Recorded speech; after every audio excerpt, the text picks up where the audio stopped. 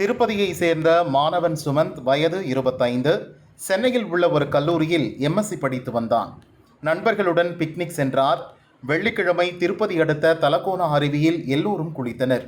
இந்த அருவி தண்ணீர் விழும் இடத்தில் குட்டை போல் தேங்கி நின்று செல்லும். அதில் நீச்சல் அடித்து குளித்தனர். அருவியில் ஏறி தண்ணீரில் குதித்து மகிழ்ந்தனர். தான் குதிப்பதை வீடியோ எடுக்கும்படி சக நண்பனிடம் சுமந்த் சொன்னார். உற்சாகத்துடன் தண்ணீரில் குதித்தார். நீருக்குள் இருந்த பாறை இடுக்கில் கால்கள் சிக்கின. அவரால் வெளியே வர முடியவில்லை. மூச்சு திணறி இறந்தார். நீண்ட நேரமாக நண்பன் நீரிலிருந்து வராததால் மற்றவர்கள் அதிர்ச்சி அடைந்தனர். தண்ணீரில் குதித்து தேடினர். நண்பன் கிடைக்கவில்லை. போலீசுக்கு தகவல் தெரிவித்தனர். தீயணைப்பு துறையினர் தேடினர். நேற்று இருட்டியதால் தேடுதல் பணி இன்று மீண்டும் துவங்கியது. சுமந்த் சடலமாக மீட்கப்பட்டார். தலக்கோனா அருவியில் இந்த ஆண்டில் மட்டும் 3 பேர் இறந்துள்ளனர்.